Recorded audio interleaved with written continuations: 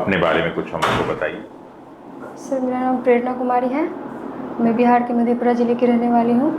मैंने अपनी 10वीं की शिक्षा स्थानीय स्कूल से पूरी की है और मैंने अपना 12वीं की शिक्षा अपने CM science inter college Madhepura से प्राप्त की है और मैंने अपना स्नातक पटना यूनिवर्सिटी के बीएन कॉलेज से पूरी की है। ग्रेजुएशन में आपका सब्जेक्ट हिस्ट्री था? Yes sir. और मेंस में भी आपने हिस्ट्री लिया? Yes sir. ठीक है। तो जो हमें थोड़ा सा बताइए कि मॉडर्न हिस्ट्री की शुरुआत कब से माना जाता है? ये जो डिवीज़न हुआ है ancient medieval modern, yes sir. ये कब कब हुआ है, बता सकती हैं? सर, इसे 3 भागों में बांटा गया, जो प्राचीन भारत, मध्यकालीन भारत और आधुनिक भारत। 2.5 लाख ईसा पूर्व से लेके 1207 ईस्वी तक प्राचीन भारत। सर सॉरी, मैं थोड़ा ये कोई दिक्कत नहीं, जो भी जानती है बताइए। और 1207 से 1757 तक मध्यकालीन भारत और 1757 से लेकर 1947 तक आधुनिक भारत।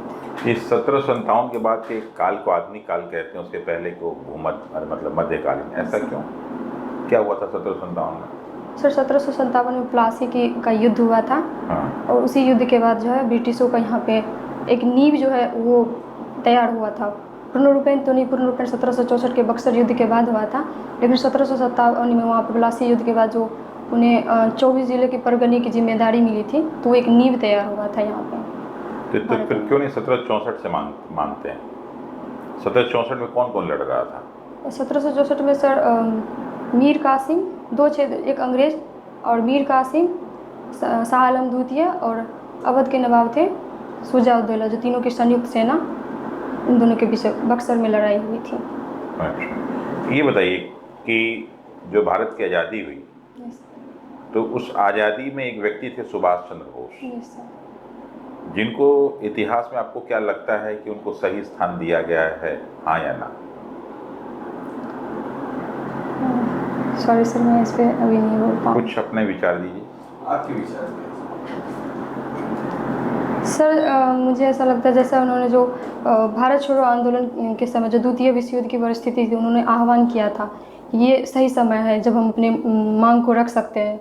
जो राष्ट्रपिता के रूप में उन्होंने महात्मा गांधी को आह्वान किया था युद्ध लड़ने के लिए, तो सर वहाँ पे सब थोड़ा मुझे लगता है कि उन्हें वो नहीं मिल पाया, उनकी बातों को उतना नहीं रखा गया। सर, अच्छा, जो बक्सर का युद्ध हुआ और जो पलासी का युद्ध हुआ, इन दोनों युद्धों के बीच में अब मतलब कोई डिफरेंस है? सर, अगर प्लासी के युद्ध में और बक्सर के युद्ध में अंतर देखें तो प्लासी के युद्ध में जो सिराजुद्दौला के टाइम पे जो हुआ था, उस समय उनकी सेना में जो शामिल थी मीर जाफ़र, रायदुर्लभ, उन लोगों ने पहले एक वार्ता के था तो उनका साथ नहीं दिया था, एक मतलब गद्दारी देखने को मिलता है। लेकिन जो बक्सर का युद्ध हुआ था उसमें हमें ये देखने को मिलता है कि जो कासिम की सेना थी उनके अंदर समस्या थी, मतलब उनको कह सकते हैं कि राजनीतिक रूप से वो हार नहीं थी, वो यहाँ के जो उनके अपने सैनिक थे उन्होंने उनको मतलब एक धोखा दिया था, और बक्सर की लड़ाई में वैसा देखने को नहीं मिला था सर। अच्छा, एज स्टूडेंट ऑफ हिस्ट्री आपको ऐसे क्या बेनिफिट्स मिलेंगे अगर आपका चयन होता है तो अपने कार्य क्षेत्र में या फिर एक सफल एडमिनिस्ट्रेटर बनने में? हिस्ट्री बैकग्राउंड होने से आपको क्या क्या लाभ मिल सकता है? सर, हिस्ट्री बैकग्राउंड होने से जैसा कि सर कहते हैं कि वर्तमान की समझ और भविष्य की समझ विकसित करने के लिए हमें अपने अतीत के बारे में जानना आवश्यक होता है। दूसरी सर कह सकते हैं कि जो राज्य प्रशासन, समाज, इन सबों के बारे में हमें इतिहास के बारे में विस्तृत रूप में जानकारी मिलती है। और एक प्रशासक होने के नाते अगर हम देखें तो हम देखते हैं कि इतिहास में वही शासक ज़्यादा सफल हुए हैं जिन्होंने समाज के बहुलवादी चरित्र को समझा है, जिन्होंने सभी वर्गों का ध्यान रखा है।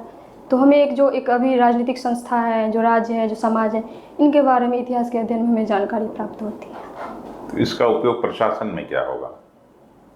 सबसे पहला सर जो हम देखते हैं जो बहुलवादी चरित्र के बारे में मैंने बोला, तो इससे हमें ये समझ मिलती है कि हम सभी क्षेत्र में जो हम रहेंगे उनमें सभी लोगों का को मिला के सभी लोगों को परस्पर ध्यान रख के हम अपने प्रशासन को चला सकते हैं। मतलब कह सकते हैं सर, जो स्थानीय जनता है उनके बिना प्रशासन नहीं चलाया जा सकता। तो किस क्षेत्र की जो विचारधारा है, उस विचारधारा के डेवलप होने के पीछे ऐतिहासिक परिप्रेक्ष्य क्या रहा है, उसके बारे में आपको अधिक समझ होगी। यस सर, आज़ादी के बाद संपूर्ण क्रांति मूवमेंट हुआ जिसने भारतीय राजनीति की दिशा को चेंज किया, इसके बारे में कुछ बताइए। सर, संपूर्ण क्रांति का नारा तो सर जयप्रकाश नारायण ने दिया था, और अभी सॉरी सर मैं इसको रिकॉल नहीं कर पा रही हूँ। अभी उनसे संबंधित कोई हाल फिलहाल में कोई घटना घटित हुई है क्या? किनसे संबंधित सर? बीजेपी से संबंधित? सॉरी सर मैंने नहीं देखा। उनका जन्मदिवस कब मनाया जाता है? याद नहीं आ पा रहा, सॉरी सर। अच्छा, चलिए। न्यूज़पेपर पढ़ती हैं आप? Yes sir. आज कुछ पढ़ के आई हैं? Yes sir. क्या पढ़ी? सर, पहला इंटरनेशनल लेवल पर अगर देखें तो अभी इजराइल और फ़िलिस्तीन के अंदर जो हमास ग्रुप है उसके दोनों के मध्य जो भी युद्ध चल रहा है। किस क्षेत्र को लेके चल रहा है अभी? सर, वो यरूशलेम और गाजा पट्टी ये इन्हीं क्षेत्रों को सर संभवतः लेके चल रहा तो ये जो गाजा पट्टी है इजराइल के पश्चिम में है कि पूरब में? है।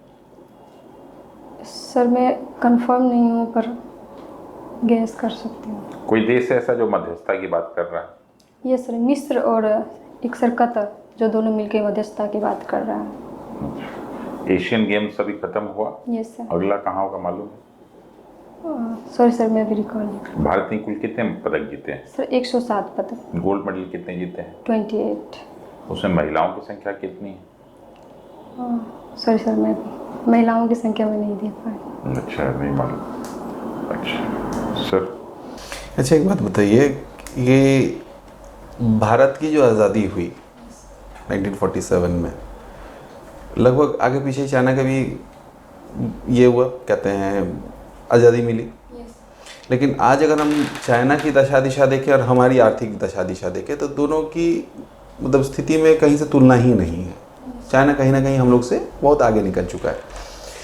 तो 70 के दशक में चाइना ने ऐसी कौन सी नीतियाँ अपनाई जिसमें हम लोग डिले हो गए? तो हिस्ट्री के स्टूडेंट होने के नाते आप क्या पाती हैं कि कौन सी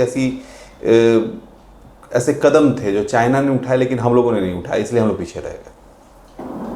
सर, अगर चाइना के परिप्रेक्ष्य में देखें, अगर भारत के परिप्रेक्ष्य में देखें, जो भारत में जो आर्थिक उदारीकरण की नीतियाँ आई थी, तो सर जैसा कि मैंने पढ़ा है कि उस समय भारत ने इसका उतना अच्छी तरीके से लाभ नहीं उठा पाया। जैसे कि उस समय यहाँ पे सॉरी सर मुझे याद नहीं है, कुछ ऐसा जो आरक्षण को लेकर कुछ विवाद चल रहे थे, तो ये थोड़ा सा बटा हुआ था, और वो जो प्रमुख मुद्दा था उदारीकरण का लाभ उठाना, ये नहीं कर पाया था। तो और उसी समय जैसे चाइना को देखें तो उन्होंने सर चाइना में एक चीज़ ये भी देख सकते हैं वहाँ पे सॉरी सर मैं भी बताइए, कोई दिक्कत नहीं, आप बताइए, खोल के बताइए। सर, जैसे कि मुझे लगता है कि लोकतंत्र वहाँ पे थोड़ा मतलब इतना नहीं है, और वहाँ की सरकार जो बहुत सारी नीतियाँ ऐसी होती हैं जो जैसे कि आर्थिक क्षेत्र में और टेक्निकल क्षेत्र में वो बनाती हैं, उसको कार्यान्वित करती है। और भारत में देखें तो जैसे हम आर्थिक उदारीकरण का सर एग्जाम्पल दे सकते हैं कि उस समय ये जो मुद्दा चल रहा था आरक्षण, तो जो मुख्य धारा थी जो उदारीकरण का लाभ उठा पाना, वो नहीं उठा पाई थी। पढ़ाई के अलावा आपको और क्या अच्छा लगता है? सर, मैं अगर सही बोलूँ तो मैं फ्री टाइम में खाना बनाना पसंद करती हूँ। अच्छा। और थोड़ा बहुत सर खेल देखना भी पसंद करती हूँ। कौन सा गेम देखती सर, हैं? मैं क्रिकेट देख लेती हूँ। तो ये वर्ल्ड कप हो रहा है? Yes sir. पहला मैच किसके किसके बीच हुआ? सर, पहला मैच इंग्लैंड और न्यूजीलैंड के बीच। कौन जीता? Sir, New Zealand. और फिर अभी इंडिया का पहला मैच किसके साथ हुआ? और सर, इंडिया का पहला मैच ऑस्ट्रेलिया के साथ। कौन मैन ऑफ द मैच बना? सॉरी सर वो मुझे नहीं पता। अच्छा अच्छा, चलिए सर। ये जो हमास और इजराइल वाला इशू चल रहा है, इसमें अगर आप एक उच्च प्रशासनिक पद पर हैं तो भारत सरकार को आप क्या सलाह देंगे जिसके आधार पर भारत सरकार का एक फॉर्म स्टैंड हो? सर, पहला तो इस युद्ध से हमें एक सीख मिलती है, जो हमारी सुरक्षा एजेंसियां उन्हें सतर्क रहने की आवश्यकता है। दूसरा सर, हम कह सकते हैं इस युद्ध के बाद जो वैश्विक अर्थव्यवस्था जो चरमराएगी, जैसे सर भारत जो तीसरा सबसे बड़ा तेल आयातक देश है इजराइल का, तो कच्चे तेल की कीमतों में वृद्धि हो सकती है। तो इसके लिए सर विकल्प तलाश करने की ज़रूरत है। तीसरा सर, एक हम लोग निर्यात करते जो पॉलिश हीरा और एक सॉरी सर मुझे याद नहीं आ रहा, एक और कुछ है जो हम लोग निर्यात करते हैं, इसके लिए भी विकल्प तलाशने की ज़रूरत है। भारत को किनका साथ देना चाहिए, इजराइल का या हमास का? सर भारत हमेशा से आतंकवाद के विरुद्ध खड़ा रहा है, तो उन्होंने पहला ये स्टेटमेंट दिया है कि वो आतंकवाद के विरुद्ध है। लेकिन आपको नहीं लगता है कि हमास के अगेंस्ट जाने से हमारे अरब जगत के साथ रिश्ते खराब होंगे? सर हो सकते हैं, पर मुझे लगता है कि सभी देश अभी जो है मतलब अधिकांश देश आतंकवाद के विरुद्ध खड़ा है, तो अगर वार्ता किया जाए तो संबंध खराब होने की संभावना कम होगी। बहुत अच्छा sir. Okay, thank you. Thank you sir.